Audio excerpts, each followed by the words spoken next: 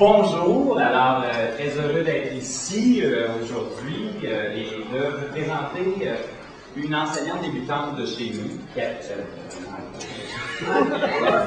moi. Ça explique aussi. J'arrive d'une autre présentation qu'on a fini à 2 secondes d'intervalle et puis il n'y avait pas de temps de traitement les deux périodes. Alors on est un peu ça. Là, j'ai le bon madame qui est dans ça, qui s'appelle Catherine, je sais que ça va faire OK, on commence. Ça me fait plaisir de vous présenter une enseignante débutante qui est à sa 4e année chez nous, qui n'est pas encore permanente, mais qui a passé son entrevue. D'ailleurs, ça, elle ne sait pas que je veux dire ça, mais moi je sais, quand elle a passé l'entrevue, ils l'ont invitée à changer de bord de table. Parce qu'ils trouvaient qu'elle était extraordinaire. Alors, j'en profite pour dire ça. Parce que on a vécu ensemble une expérience très enrichissante. Alors, Hirondelle, quand je lui ai parlé de la possibilité de venir ici, parler de l'expérience, ce qu'elle m'a dit, c'est « Ah, mais ça nous aiderait à aller chercher tous les détails qui nous échappent par rapport à ce qu'on a vécu. » Et moi, quand elle m'a dit ça, je trouvais que c'était la meilleure manière de présenter cette enseignante-là parce qu'elle poursuit un objectif, celui de triper sa carrière et celui de faire triper ses élèves. Et c'est pour ça qu'on est ici aujourd'hui. Mais si ma famille m'a dit, 90, ça tu ne me l'avais pas dit. Alors, tu sais, on est un peu nerveux, mais on va y aller. Alors, ce qu'on veut vous présenter, on veut vous présenter le parcours d'un accompagnement en différenciation pédagogique. Puis on va peut-être se répéter, mais grosso modo, c'était pas prévu là, de parler de ça dans le contexte d'insertion professionnelle au départ. Jusqu'à temps qu'un jour, les Hirondelle s'assoient et nous disent Luc, c'est en début de carrière qu'il faut s'occuper de ça. Je ne pas dire ça, et c'est de ça qu'on vient vous parler aujourd'hui. Alors pourquoi c'est en début de carrière qu'on doit s'occuper de la différenciation pédagogique? Alors, on va vous parler du contexte. Alors, c'est le premier contrat. On va expliquer. Ah oui, dernière chose. Ce qui est jaune, ça vient d'Hirondelle. Ce qui est bleu, ça vient de moi. Accompagnement, action. Puis, on se disait, ce qui est en vert, ça c'est le mariage. Mais à la fin, on savait plus trop c'était à qui, puis c'était à quoi, puis on l'a mis en blanc. Mais encore aujourd'hui, des fois on se mêle, on ne sait pas c'est qui le jaune, c'est qui le bleu. Alors, on va vous parler de ce qui s'est réellement passé pendant 3 mois dans la classe d'Hirondelle, de la perspective d'Hirondelle et de la mienne comme accompagnateur. Et on va vous parler de toutes les réflexions qui ont suivi ce travail. Et finalement, des conditions essentielles d'abord à la mise en œuvre de la différenciation, et ensuite, pourquoi en administration. Alors, le parcours des premiers contrats Hirondelle. Alors, bonjour tout le monde. Le parcours des premiers contrats, finalement, je me suis rendu compte hier soir que je ne sais pas tellement différent du reste des enseignants débutants. Les premiers contrats, je trouvais ça complètement, comment dire, infernal, autant qu'enrichissant, c'est sûr. Moi, mais bon, j'ai commencé en 2000 par un soutien pédagogique dans une classe de programme première et deuxième année. J'étais soutien pour les deuxièmes années. Un groupe de garçons très difficile, j'ai d'abord pas là-dessus. L'année d'ensuite, soutien pédagogique encore dans une classe multiprogramme dans une autre école. Cette fois-ci, pour les premières années, qui avaient tous été ciblés comme étant déficit d'attention, réunis ensemble dans un groupe. Et puis là, moi, j'avais comme mission de leur enseigner la lecture. Alors là, vraiment, c'était là, il fallait changer aux 2 minutes d'activité.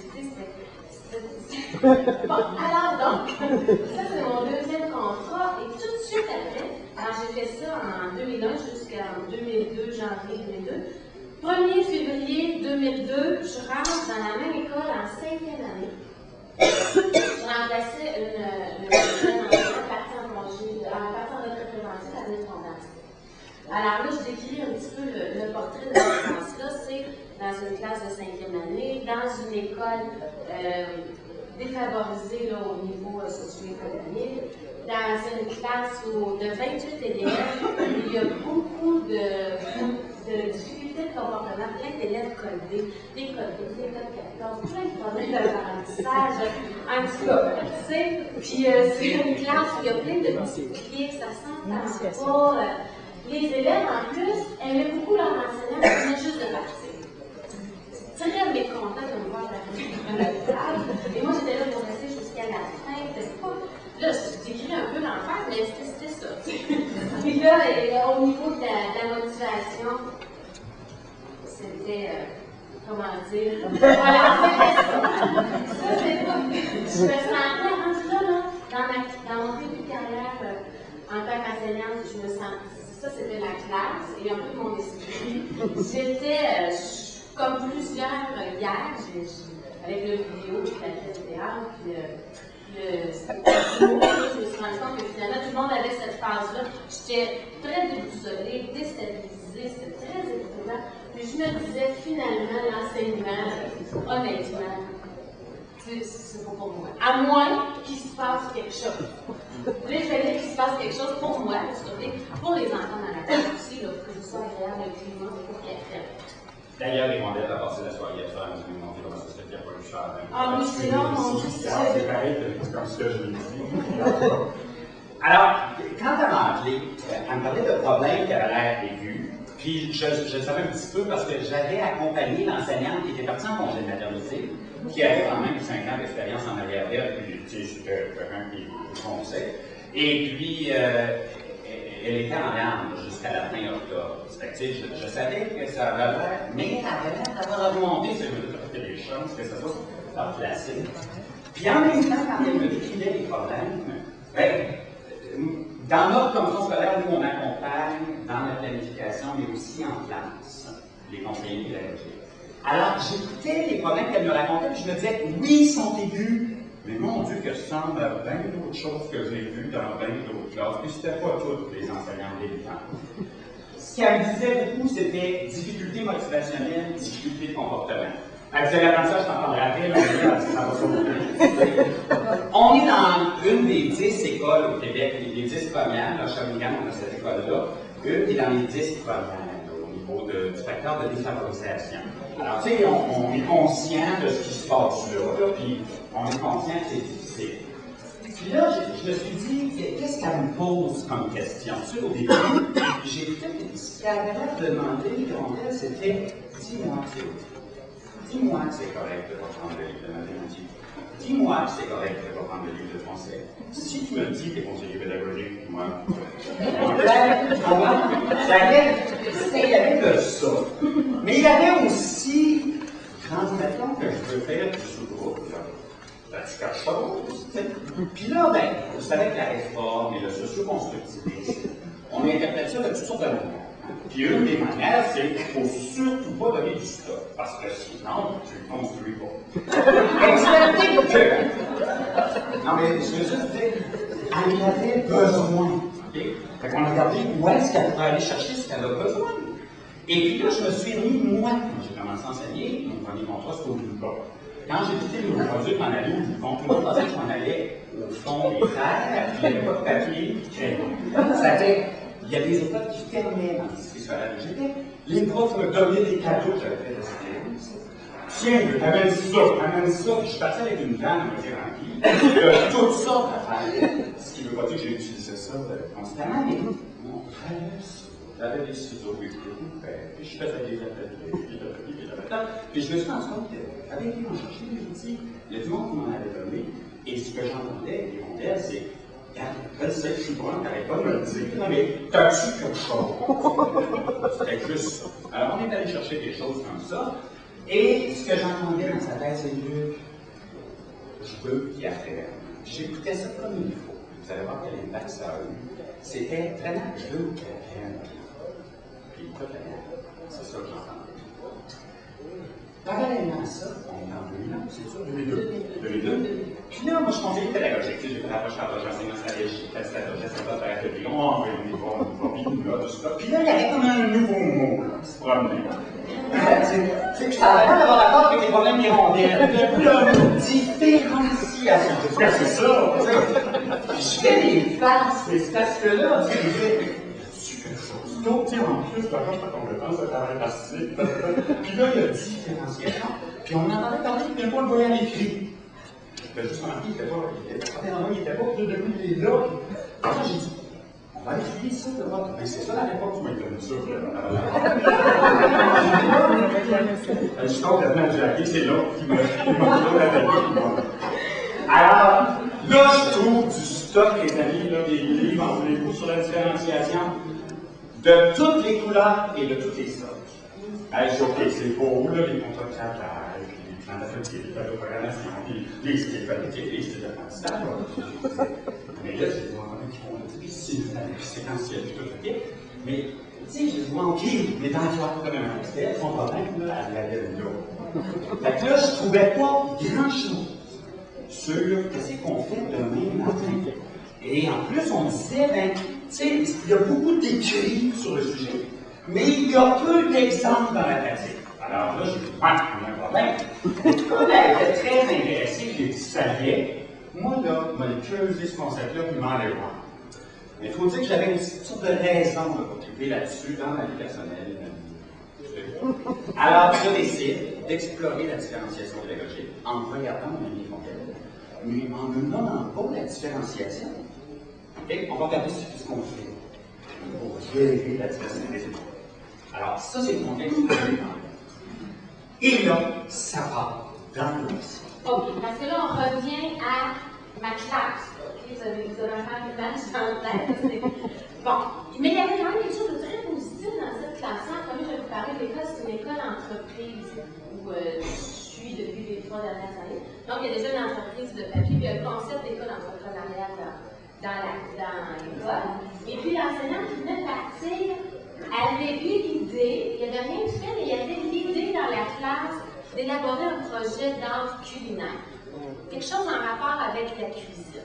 Les enfants étaient super motivés à faire ça. Il y avait une motivation là, de l'ensemble du groupe pour faire un projet d'art culinaire. C'était merveilleux pour moi de voir cette motivation-là. Je me suis dit, OK, ça a l'air de fun, on va embarquer là-dedans. Je me disais, l'art culinaire, on va faire des recettes, de plein de fractions, plein de mathématiques. J'aimerais vraiment ça, pouvoir intégrer les mathématiques, plein d'autres choses aussi, mais un focus sur les mathématiques. Dans le projet. Et puis là, j'ai dit, bon, pour être capable de faire ça, ça me prend une rencontre de planification avec Luc. On a eu une rencontre de planification où on s'est fait un canevas de base, là, une structure à savoir comment on pourrait faire pour justement gérer l'ensemble de la classe dans le projet. À la cachette.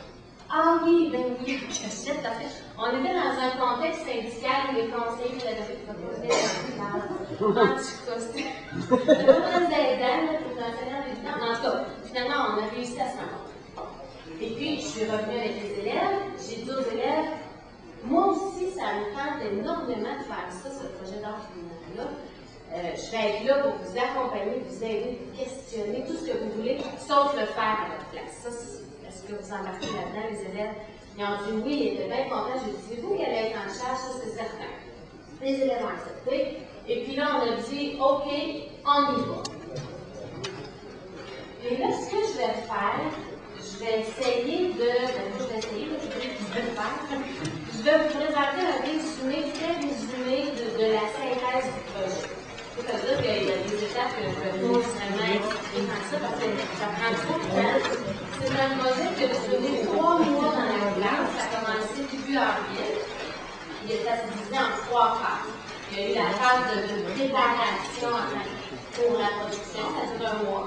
Il y a eu environ 1 mois. Il y a eu la production, ça dure 1 autre mois. Et ensuite, de ça, l'intégration, la certification qui a duré jusqu'à toute dernière journée d'école, quasiment 1 mois. Okay? Alors là, ce que je vais faire, c'est que je vais vous dire un peu vite les étapes. On a commencé par faire une grande carte d'exploration en classe pour savoir. OK, on savait qu'on s'enlignait sur des muffins ou du pain aux bananes ou des galettes. On savait que c'était quelque chose d'argent. C'était pas du d'assaut sérieux. On savait ça. Bon, comment on va faire? Quelles sont vos idées? Là, on a écrit ça, il y en avait des idées, là, c'était. On ne savait plus par où commencer. Là, on a catégorisé ça. Bon, qu'est-ce qu'il faut faire en premier pour se structurer, pour s'organiser? Puis là, on a des grandes fenêtres dans la classe, on a divisé ça avant la production, pendant, puis après, tout ce qui est après. On on a dit 10. Puis là, on a découvert que ça nous prenait un calendrier pour s'organiser là-dedans. On a un gros calendrier pour que tout le monde sache où on en était rendu. Et puis là, ça a pris vraiment du temps à trouver qu'il fallait faire un sondage parce que les enfants voulaient tellement faire des muffins, mais ils arrêtaient la première journée à l'acheter de la farine, mais ils voulaient là. Je me demande, mais des muffins à quoi, tu sais, aux bananes. Tout d'un coup, personne n'a acheté des muffins aux bananes. Là, des muffins, là, ils sortent un autre, c'est des hauts raisins, hein, j'aime pas ça, les raisins, tu sais. Puis, en tout cas, finalement, on a dit, bon, là, il faut faire un sondage. Et puis là, je l'ai ici, le sondage, je voulais vous le montrer parce que je vous ai dit, n'est-ce pas, que dans la classe, c'était difficile, il y avait plein de clics, ça ne s'entendait pas très bien. Alors, tout le travail d'équipe qui était impliqué dans le projet, c'était pas évident au début. Hein? Le sondage, je peux dire que ça a été la première fois au cours du projet où tout le monde, où il y a eu un groupe qui s'est formé là, pendant l'espace d'une avant-midi. Je m'explique. C'est qu'on avait présenté des exemples de sondage, tout ça. J'avais divisé la classe en équipes. Chaque équipe avait à composer un sondage. Puis après ça, la façon qu'on a procédé, c'est que chaque équipe lisait sa question numéro 1, qui était les questions. La question numéro 1, c'était à savoir si les gens étaient intéressés à nous encourager. Ça, on le savait d'avance. La question numéro 2, c'était quel genre de produit. Mais les questions n'étaient pas formulées, vous comprenez? Fait que là, les équipes lisaient leur question numéro 1, on votait. Quelle équipe on prenait pour choisir la question numéro 1, la question numéro 2, la question numéro 3. Quand on est arrivé à la dernière question, c'est là que ça a été. C'est là que j'ai vu le début de l'espoir, le début de tout ça. Oui, là, vraiment, on est sa bonne voie. C'est que, à la dernière question, il y avait une équipe qui n'avait pas été choisie encore. Puis il y a quelqu'un dans la classe qui s'en est rendu compte. Et puis là, on ne savait plus quelle question choisir, tout ça, entre deux équipes. Il y a quelqu'un qui a vu la main, une élève qui a dit ben, Hirondelle, moi, je trouve qu'on devrait prendre la question de telle équipe, parce qu'elle va la question, mais surtout parce qu'ils n'ont pas été choisis jusqu'à maintenant. Puis il me semble que ce serait plus fun, plus juste pour toute la classe, plus agréable si tout le monde avait participé au sondage. Puis l'ensemble de la classe a dit oui, c'est une bonne idée. Donc, la première fois, on avait un groupe qui avait une cohésion, qui avait un sentiment d'appartenance. Alors, voilà. Ensuite, on a eu la visite de la cuisinière qui est venue nous montrer comment faire la recette, les règles d'hygiène, tout ça. Ensuite de ça, on s'est mis, ça a été toute une étape de calcul des mathématiques. Je vous en ai parlé que je voulais absolument intégrer les mathématiques. Alors là, il a fallu se... Ah oui, j'ai oublié de dire qu'avant la visite de la cuisinière, les résultats de sondage, c'était qu'on était pour avoir des muffins, pour produire et vendre des muffins aux carottes. Il y avait eu toute une recherche de recettes sur Internet à la maison, tout ça, on s'est donné des critères pour choisir des recettes, et puis là, ensuite de ça, on regardait des critères, il fallait que ce soit simple à faire, bon au goût, en tout cas, il fallait que ce soit économique aussi. Là, on est resté avec 3 recettes qu'il fallait calculer. Il fallait calculer le prix de revient de chacune de ces 3 recettes-là. Encore par petites équipes, ensuite par plus grande équipe. J'avais divisé la classe en 3 blocs. Et puis, il fallait que chacun des blocs m'arrive avec un prix pour sa recette. Et puis là, on a fait, là, je vous montre juste ça pour ça. On a fait énormément de mathématiques à travers le calcul des recettes en tant que telles. C'était vraiment intéressant. C'était vraiment complexe aussi, là, parce que dans une recette, on voit souvent une tasse, mais dans le sac de farine, c'est en kilogrammes. Alors là, comment on fait pour transformer les kilogrammes en tasses? En tout cas, des tables de conversion. Tout ça, les enfants étaient très motivés à le faire. Puis moi aussi, c'était bien fun.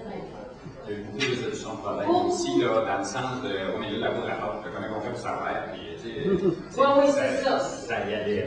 Oui. Bon, ok, fait qu'on est arrivé avec une recette. D'ailleurs, je crois que je l'ai ici. Je vous présente officiellement notre recette gagnante. Voilà. Aïe. Bon, un coup, on avait la recette et tout ça, il a fallu passer. Un secret? Comment? C'est un secret, la recette. Oui, c'est ça. Moi, je peux la laisser là, mais... Là, il a fallu passer à... Là, on avait fini la phase de préparation. Là, on était rendu à le faire. Ça a pris 1 mois. Les enfants étaient plus que prêts à procéder ainsi. Ça fait qu'on a dit, OK, il faut diviser tout le monde peut faire tout, il faut diviser la classe en plus. OK. Avec les enfants, ça a toujours été, le processus s'est toujours fait là, avec les enfants, tout le temps que ça allait être dans la classe aussi de le faire avec les enfants. On a dit qu'il faut diviser ça en 4. Il y avait l'équipe de production, responsable de faire les montages. L'équipe de comptabilité, eux autres étaient responsables de créer le bon de commande, commencer. Puis ensuite de ça, ils étaient responsables de calculer le nombre de commandes qu'on avait par semaine, puis l'argent qu'on faisait, les dépenses qu'on avait, en tout cas, tout ce qui était calcul. Ensuite, on avait l'équipe d'emballage responsable de créer des étiquettes, comme dans la vraie vie, ça veut dire les ingrédients qu'on utilise le plus en premier, les dessins, tout ça. Puis l'équipe d'inventaire qui était responsable de gérer qu'est-ce qu'on a besoin comme outil de cuisine, qu'est-ce qu'on a besoin comme ingrédients, puis de s'assurer que c'était toujours là. Ça, les enfants, avec eux autres, on a déterminé le rôle de chacune des équipes. On s'est choisi aussi pour chacune des équipes un contremaître. Pour ça, on s'est dit ensemble qu'est-ce que ça prend pour être un bon contremaître. On a élu nos contremaîtres. Et puis là, à ce moment-là, on est parti. Dans le production. Oui. Alors là, oui, ça va très bien. Je suis en train de repenser à tout ce qui est arrivé dans la production. Alors, juste pour vous raconter vite fait, là, juste 2-3 petites anecdotes comme ça, qu'il faut, je pense, être prêt à accepter là, comme des réalités de la vie quand on parle des projets comme ça. Nos équipes sont prêtes. Je suis allée magasiner les ingrédients avec l'équipe concernée. On revient dans l'école. Et là, on apporte toutes nos choses dans le local du déjeuner parce que c'est là qu'on a fait la cuisine dans l'école. Là, les enfants sont bien énervés, tout le monde est bien énervé. Il y en a un, en fait, qui s'appelle encore d'ailleurs Nicolas. Lui, il avait le gros sac de farine là, dans ses mains, puis il s'en venait dans le local des petits déjeuners. Et puis là, il fait 3 pas dans le local des petits déjeuners, échappe la farine partout. On ne même pas rendu au comptoir. Puis il y avait de la farine partout. On avait pas commencé la production, il m'a fait rien. Je me disais, Seigneur, qu'est-ce que c'est? Bon, ça, je me suis dit ça dans ma tête. Et là, lui, je lui dis, c'est pas grave. J'ai dit, bon, c'est pas grave, on va ramasser ça, puis on va se rendre au comptoir, puis on va juste ranger les ingrédients pour aujourd'hui. On n'avait pas commencé la production. En tout cas, il y a eu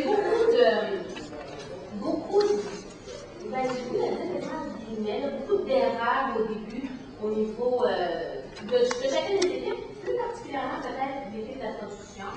Par exemple, la première cuisson de muffins, ça a été des muffins brûlés. Parce que moi, j'avais comme principe de ne pas intervenir. Je voyais souvent, je dirais pas tout le temps, mais c'est certain, mais souvent, 3 quarts du temps, je voyais les erreurs venir. Je me disais, oh, quand on avait vu ça, on pensait en affaire, comment ça va brûler? Là, je disais rien, tu sais. Fait que là, les enfants arrivaient, les muffins sont brûlés. Oh mon Dieu. Fait que là, je disais, oh, c'est pas grave. On va aller dîner, puis après le dîner, vous allez prendre les muffins brûlés, on va les présenter à tout le monde. On va se demander ensemble comment ça fait qu'ils sont brûlés, comment faire pour pas qu'ils brûlent. C'est pas possible. Là, à l'image, l'équipe de production avait dit, bon, voici ton muffin brûlé. Fait que là, toute la classe de bon, ben là, ça vous prend un deuxième contremaître de cuisson, un sous-contremaître, un bel indice de contremaître de son travail. Deuxième batch de muffins, les muffins pas assez cuits, ensuite des muffins 3 fois trop de mélasse dedans, ensuite, ça c'était tout au début, en plus c'est un peu angoissant. Ensuite de ça, on a eu, le clou, ça a été nos muffins aux carottes, pas de carottes. La deuxième fois qu'ils l'ont fait, je pense que c'est celle-là, et là, plutôt que d'aller soumettre le projet à la classe, ils ont décidé de réouvrir le boîte et de gâcher la moitié. Parce que là, cette fois-là, il faut s'imaginer, là, ça fait 2-3 ans qu'on est en production, tu sais, je veux dire, j'ai quand même hâte qu'on sorte de bonne. On les mangeait tout le temps, parce que les enfants Parce que là, en fait, ce qu'on va faire, là, c'est on va les manger. Là, on va faire les manger, on va faire là, on va aller faire entendre, nous autres, on a des commandes, on avait des rangs. Fait que là, à un moment donné, j'aperçois mon contremaître de la production qui arrive dans la classe qui me dit vraiment mal, là. Tu sais, c'est une petite fille, même dans son affaire, tout ça. Puis, on a tout ça.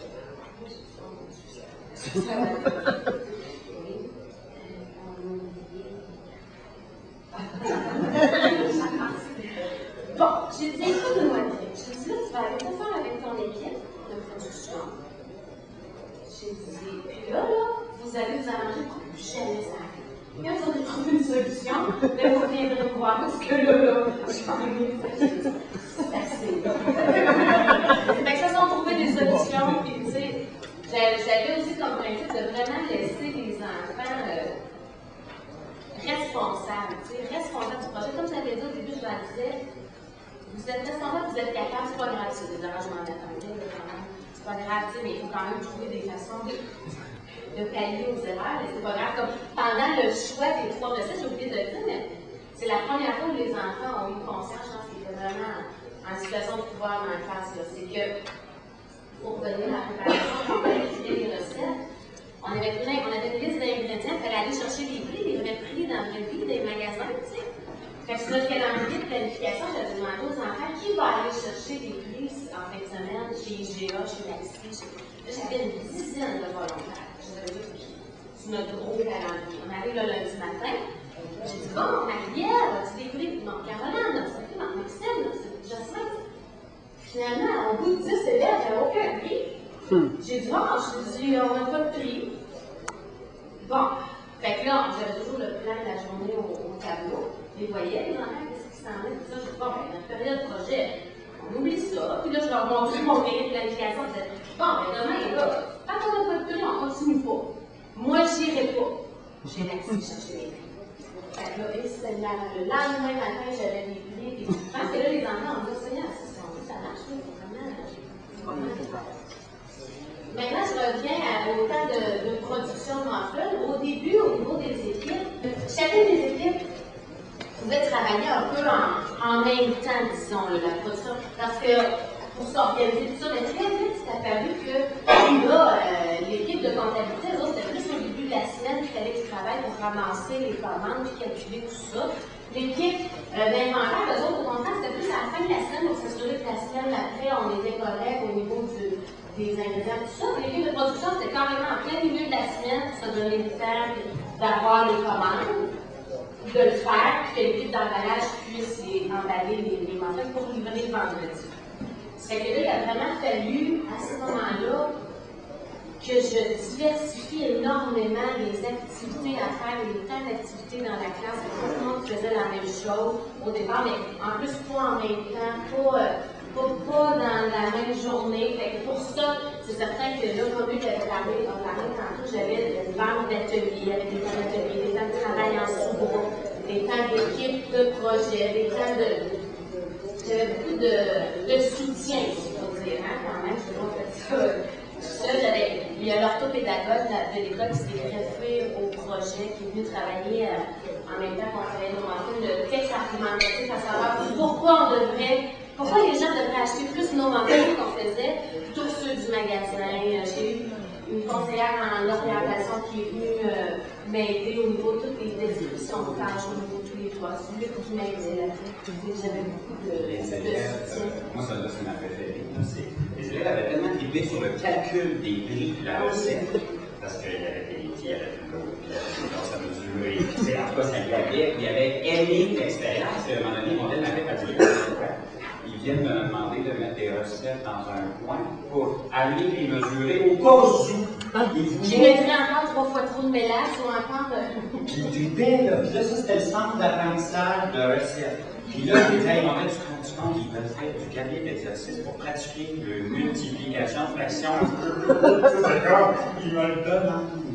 Alors, on voyait le potentiel. Là, oui, puis aussi le fait que j'avais un livre de mathématiques pendant ce temps-là, le livre FLG. Fait que là, j'allais chercher les chapitres de fractions là-dedans. Puis puis en même temps, on faisait des fractions comme ça, puis avec des vraies tasses à mesurer, puis avec des dessins, puis avec tout ce que vous voulez. Là, je présentais aux élèves, je leur disais, vous réalisez qu'on fait des fractions, hein, c'est la même chose. Je leur disais, mais il y en a un des deux, puis ça vous tente le plus. Des masses de morphine, des masses de morphine. Puis aussi, je voulais juste dire avant qu'on passe à l'autre, c'est que tout au long, ça, on l'a construit avec Luc, ce que je vais vous présenter. Après la classe, il y avait un appel, puis là, j'ai dit, Luc, il me semble que ça me prend. Tu sais, parce que là, tout le monde fait des choses différentes, puis j'aimerais ça avoir un suivi de chacun des élèves, où ce qu'il y en est, puis tout ça. Ça fait qu'on avait une feuille de dos. Comment on pourrait l'appeler? Micro-entreprise en développement. Qu'est-ce qu'on a fait aujourd'hui? Comment je l'ai appris? Qu'est-ce que j'ai appris? Puis cette affaire, comment je le fais? On avait ça, puis on avait aussi ciblé avec les enfants, toujours avec les enfants, des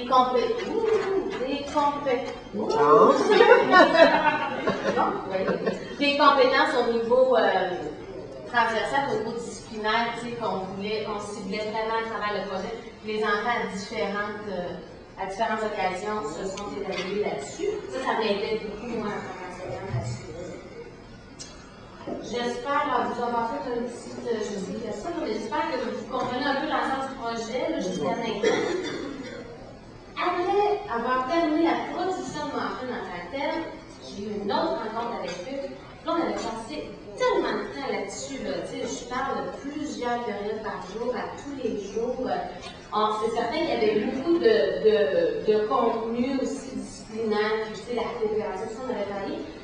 Mais je me disais, Seigneur, que j'aimerais ça, c'est certain que les enfants réalisent vraiment tout ce qu'ils apprennent, tout ce qu'ils ont appris, comment on pourrait faire. C'est qu'avec Luc, on a trouvé des activités, finalement, des activités d'intégration que les enfants par équipe pourraient faire. Alors maintenant, il y a eu nos gaffes.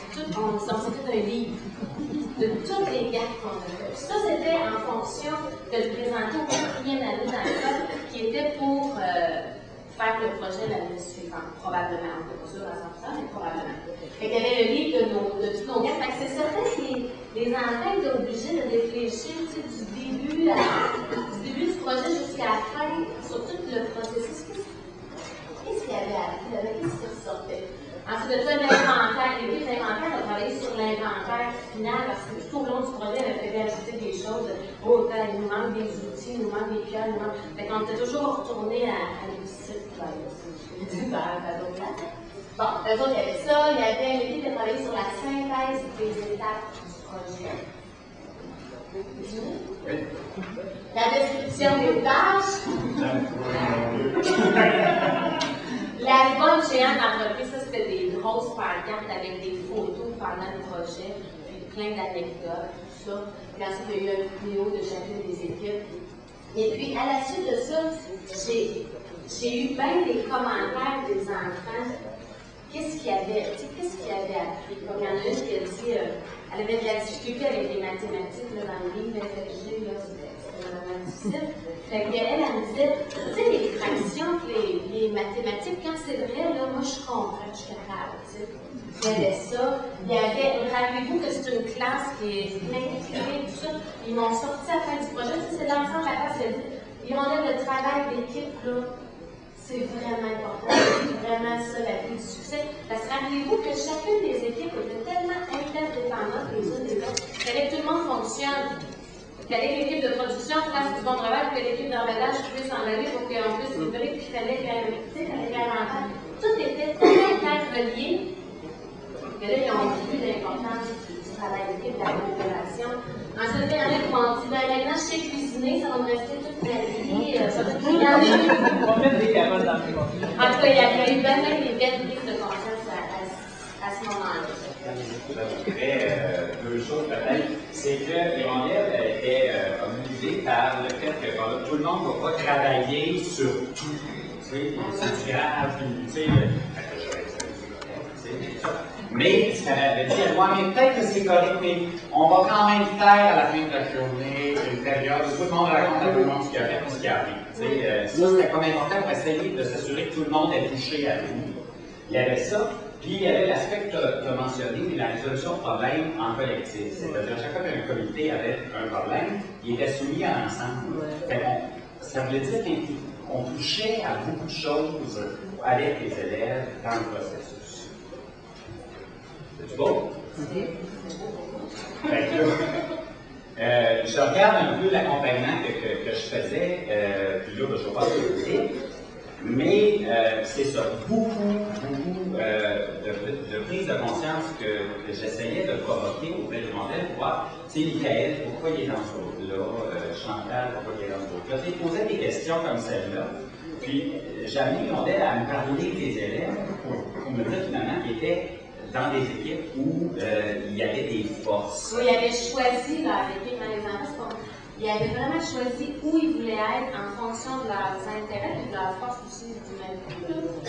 Tout le monde a eu sa place. C'est vraiment important que tout le monde participe dans le projet. Tout le monde a trouvé sa place dans ce équipe pour être capable d'exploiter le force. Je basais là-dessus pour arriver à partir, bon, sur le plan théorique des recherches que je faisais, et à partir de tout ce que les modèles mettaient en évidence dans le projet, on s'apercevait d'abord que le modèle de gestion de classe qu'on était en train de mettre en place, qui dans ma tête ressemblait à de la différenciation pédagogique, c'était vraiment un modèle de gestion de classe qui était d'abord et avant tout basé sur des croyances profondes. Puis je regarde, tu sais, le modèle m'a dit c'est tout le monde. Puis là, ce qui est le fun de mettre en parallèle, c'est que dans la classe de 6e, il y avait une entreprise de papier. Mais c'était pour ceux qui avaient la musique. Je ne sais pas ça dire ça, mais c'était pour 7 ou 8 élèves. Et mon élève m'avait dit, moi c'est pour tout le monde. Tout le monde est là, tout le monde a quelque chose. Puis ce que je sentais dans son discours, c'est qu'ils ont tous quelque chose à apporter, puis ils vont tous apprendre quelque chose, puis des maths en plus. Alors c'est comme il y a une croyance là, puis là, ben, j'ai gratté Rondel aussi dans son histoire de vie. Ben, j'ai gratté ce que je veux dire, c'est. Et bon, quand on regarde qu'est-ce qui s'est passé dans sa vie personnelle, quand on regarde les proches d'elle, on comprend qu'il y a vraiment une croyance très ancrée sur tout le monde est capable d'arriver à quelque chose. Il s'agit de favoriser les contextes. C'était de toute beauté de voir les élèves qui voulaient faire des maths de manière classique et les maths avec les outils. Puis tout le monde arrivait au résultat. Okay? Alors, il y a comme d'abord et avant tout une croyance qui est liée au postulat d'éducabilité. Si au départ, je suis convaincu que ceux-là, c'est plein de valeur, ça vient changer toute la relation, ça vient changer, puis les élèves le sentaient, avec les modèles. Ensuite, il y a une autre partie, c'est qu'Hirondelle était convaincu aussi que c'est pas parce que tu es poche dans une activité X que tu es poche dans une activité Y. Et puis ça me le disait souvent avec lui dans le temps, tu sais, c'est comme il s'est révélé, puis donc il y avait comme une compréhension de la diversité aussi. Tu sais, là, je ne peux pas élaborer longuement sur tout ce que j'avais gratté dans ce qu'elle me disait, mais elle me disait, la diversité, là, ça dépend de ce que tu es en train de faire. Si tu es en train de faire une page de merde dans un livre à G, la diversité, là, c'est pas bien mon style. Mais quand tu es en train de préparer des étiquettes, faire un tableau pour savoir combien ça me coûte à rien de faire, si t'as ça, ben là, la diversité, ça y va. T'sais. Alors, il y a comme une perspective, c'est pas statique. Puis, c'est le danger, peut-être, de concevoir la diversité comme quelque chose de statique. Et ce qu'on découvrait aussi, puis ça c'est plus dur à expliquer, mais c'est comme, elle avait tellement d'importance sur le fait que le groupe était tout éclaté. Puis là, la première fois qu'elle m'a dit, Luc, elle dit, ils ont dit la question qualité de sondage. Tu sais, ils ont dit qu'on avait pris la question de la sacrifice. Puis, ce qu'il faut dire, c'est que ces élèves s'en allaient au relais, durant plusieurs périodes, on ne l'a pas dit, mais je le reprends, c'est qu'il y avait beaucoup d'élèves qui quittaient la classe pour aller au relais, parce que c'est une école, point de service, on a des codes 14, des codes 12, etc.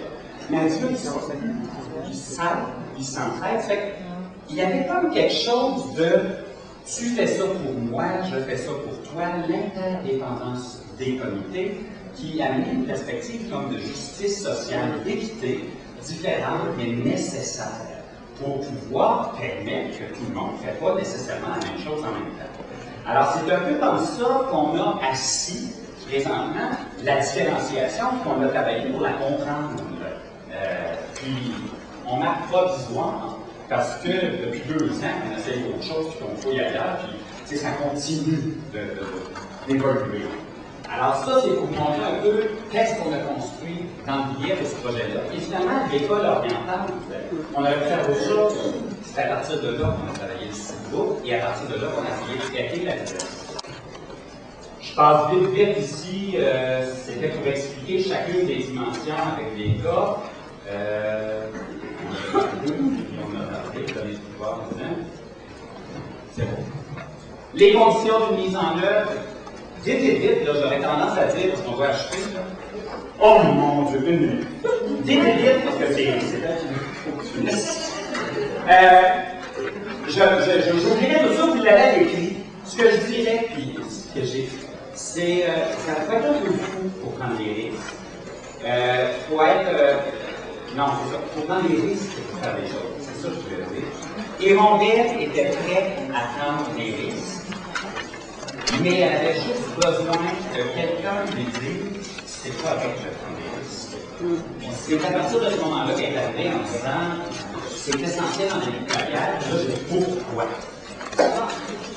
Pourquoi je pense que c'est essentiel dans la vie de carrière, c'est que au début de la présentation, je vous l'ai dit de comment les premiers concours, je trouve ça bien intense. J'étais déjà tellement déstabilisée que là, aussi bien essayer quelque chose. Tu sais, aussi bien, je peux pas être plus déstabilisée. On y va dans la différenciation. Ça, c'est la première affaire. Puis ensuite de ça, bon, je vais aller tout de suite à la troisième. Tout de suite, en début de carrière, essayer d'aller chercher des enfants qui sont différents dans la classe, de partir d'eux autres pour aller de l'avant. Ça m'a permis, moi, de vivre vraiment à chaque fois, pas toujours au même degré, mais à chaque fois des belles réussites. Là, j'ai le goût de vous dire juste un peu, je sais que c'est pas en 30 secondes, l'année dernière, c'était en 2e année, j'avais dans la classe un enfant qui reprenait sa 2e année, qui ne reconnaissait pas ses lettres. Un verbomoteur comme j'en ai jamais vu, agité. Oui, justement, non, le plus grand verbomoteur, fait que là, il y a 3 ans, il y a 4 ans, j'aurais été comme plus dépassée. Mais là, étant donné que j'avais vécu l'histoire et du projet de Moffat, je me suis dit, bon, OK, cet enfant-là, premièrement, je suis seule, j'ai un enfant bien éveillé. Imagine qu'il ne connaissait pas, c'était ça. Je savais qu'il était bien éveillé. C'est certain qu'il est capable d'apprendre la vie. J'en suis convaincue. À partir de là, on va aller voir comment lui, elle, faire. Lui, il aimait jouer. C'est pas d'un livre, il voulait combien, il disait, fait que là, j'ai ça jouer, tu vois, là, ça allait déjà mieux. Fait que j'avais plus d'outils. Toute l'année, lui, on a barré ses feuilles de route. Je lui ai interdit de faire la lecture dans les livres. Là, il disait, mon fils, Seigneur, c'est pas intéressant. Puis, finalement, cette année, cet enfant-là a été capable de lire. Fait que c'est encore une autre réussite. Avec lui, j'ai eu qui me permet de me renforcer dans ma condition que c'est vraiment en partant des élèves, en croyant en eux qu'on peut avancer. Et oui, et voilà, l'année d'après, après le projet de Moffat, j'étais encore dans cette école-là. L'enseignant 6e année. Ça, là, c'est venu renforcer totalement les conditions que j'avais. Il m'a dit, tu sais, Rondelle, là, je viens de commencer fraction dans mes affaires, là. Puis dans 25 ans de carrière, c'est la première fois que les enfants me regardent et qui ont l'air de savoir de quoi je parle. Puis il dit, tu sais, ton histoire de Moffat, là, pour moi, ça marche. Je me rappelle où j'étais dans l'école, je me rappelle où lui était dans l'école. Je dis, oh mon Dieu, ça veut dire qu'ils ont vraiment retenu les enfants tout l'été pendant plusieurs mois. Il m'a jamais parlé de tout ce que j'avais pas fait. Hein? Parce que, on ne peut pas, il y a bien des affaires en mathématiques qu'on a effleurées ou qu'on n'a pas touchées. On n'en a jamais parlé. Mais il m'a parlé des questions. Ça, c'est venu comme accompagnateur me soulager moi aussi, parce que j'encourage constamment les enseignants à apprendre le risque pour s'en aller beaucoup plus vers l'apprentissage des élèves versus le contenu et la matière. Fait que, tu sais, c'est comme, j'ai eu un petit problème parce que j'ai toujours plein de sueur je prends des risques comme ceux-là parce qu'on ne sait jamais à quoi s'attendre. Mais le fait qu'ils reviennent sur la qualité des apprentissages des élèves plutôt que sur l'absence de certains apprentissages, pour nous autres, ça a été comme très, très sécurisant et très, très valorisant. Puis en même temps, on voulait conclure avec la dernière étape pour dire que cet accompagnement-là, c'est un accompagnement qui nous permet d'avancer et de faire d'autres explorations en termes de différenciation, mais on ne le présente pas du tout comme un modèle à suivre. On le présente davantage comme voici ce qu'on a vécu, voici comment on commence à comprendre la différenciation.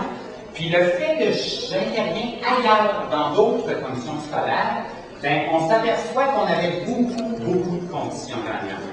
Un directeur qui voulait, une école entrepreneuriale, nous autres, l'évaluation dans notre option scolaire, on pose beaucoup. Il n'y a pas d'histoire d'indicateur en dessous de la compétence que tu évalues à la première étape, ou celui-là, tu l'évalues à la troisième. Parce que là, je fais ça avec des enseignants dans une autre commission. Hey, ils sont en train de dire tout, le cadre, le deuxième puis le quatrième indicateur en dessous de la compétence. 3, il faut que je fasse de quoi? On va dire du livre, on va faire de quoi dans le projet? Hey, là, comment voulez-vous comparer sur des situations diversifiées et authentiques si on est constamment poigné? Le dossier d'évaluation a l'air d'être très, très dangereux. Direction, soutien dans la classe, puis il y avait des collègues qui partageaient croyances et convictions. C'est du monde qui pouvait dire ça, c'est correct, c'est bon.